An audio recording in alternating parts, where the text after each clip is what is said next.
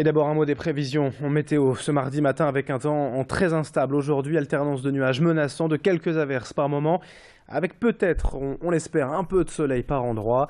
Attention aussi au vent fort, parfois fort en rafale, donc les températures elles sont stables avec 9 degrés pour les maximales. On en reparle avec la météo complète après le journal. La première image à la une tout d'abord aujourd'hui, c'est l'installation du nouveau conseil régional hier à Lille.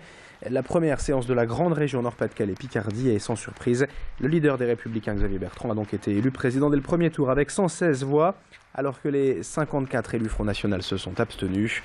Dans son discours d'intronisation, Xavier Bertrand a d'abord évoqué l'emploi, son principal thème de campagne et la priorité aujourd'hui de son mandat. Dès la fin janvier, une nouvelle séance est programmée pour voter le financement d'aide sociale, la multiplication par 3 des primes aux entreprises embauchant un apprenti ou encore un plan d'urgence à destination des éleveurs et producteurs de lait de la région. L'un de ses objectifs affichés est aussi de réaliser 300 millions d'euros d'économies au cours du mandat. Idil Gunaï et Céline Nuret étaient présentes hier pour cette première séance. On écoute Xavier Bertrand à sa sortie de cette première séance du Conseil régional. J'ai rencontré déjà nombre de personnalités sans me soucier de savoir quelle était leur étiquette politique. J'ai rencontré notamment le président de conseil départemental, le président du conseil départemental du Pas-de-Calais, pour lui proposer qu'on travaille ensemble. Il m'a dit oui.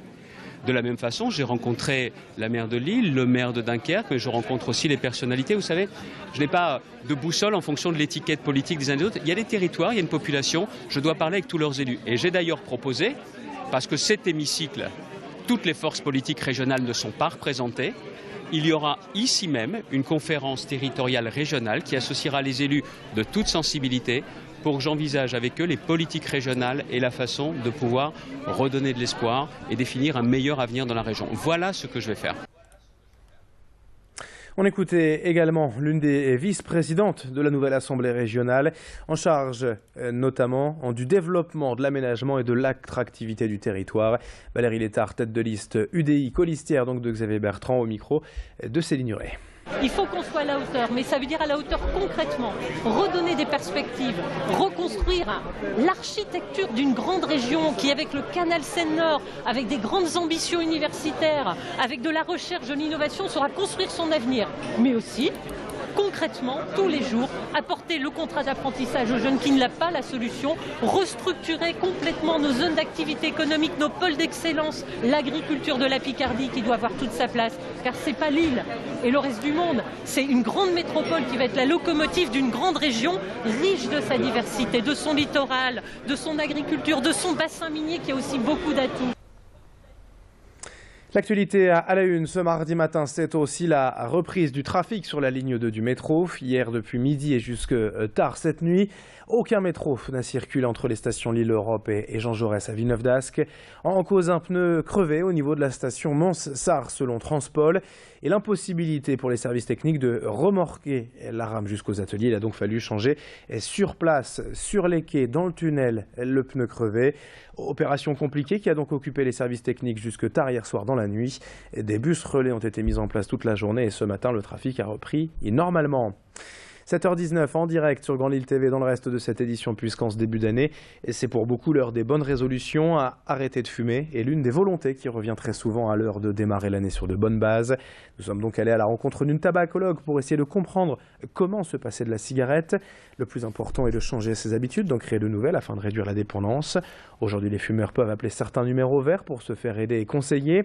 L'idéal est même d'aller directement rencontrer un tabacologue. C'est ce qu'est allé faire Xavier Silly au CHR Calmette de Lille. Les aides, c'est d'abord essayer de connaître un petit peu les gens. Donc c'est la première consultation dure environ de 45 minutes à 1 heure en fonction de ce que les gens nous expliquent. Nous expliquent leur vie, leurs problèmes de santé, les médicaments qu'ils prennent. Est-ce qu'ils sont vraiment motivés pour arrêter de fumer?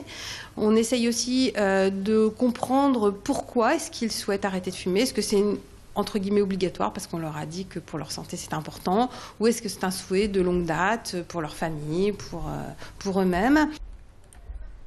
Une autre rencontre hier sur Grand Lille TV dans un tout autre style avec Dave, le chanteur venu sur notre plateau, nous présenter son livre Chienne de vie. L'artiste prend la plume avec Patrick Loiseau, son compagnon et parolier depuis plus de 40 ans, pour raconter l'histoire de Chance, son chien offert par Dany Saval, la femme de Michel Drucker il y a presque 10 ans. Une histoire touchante et drôle racontée à la première personne par la chienne elle-même. Dave, qui au micro de Louis Caillé, a également évoqué ses prochains rendez-vous dans les semaines à venir. Je suis très content de repartir à la fin du mois de février, donc en tournée aussi avec des chanteurs de ma génération. Nous nous sommes rendus compte que quand on se met à plusieurs, que c'est plus facile de remplir les grandes salles style Zénith que seul. Et d'ailleurs, il y a des chanteurs d'autres générations qui commencent à comprendre. C'est extrêmement sympathique et donc on fait des matinées, des soirées dans les grandes salles comme ça à partir du février. Ça s'appelle Mes Idoles. Ça s'appelle pas Nos Idoles, ça s'est tourné au Québec. Nous, c'est Mes Idoles. Allez, fin de cette édition, 7h21 en direct sur Grand Lille TV. Merci de votre fidélité. Dans un instant, bien sûr, les prévisions météo du jour et l'infotrafic en temps réel. Restez avec nous.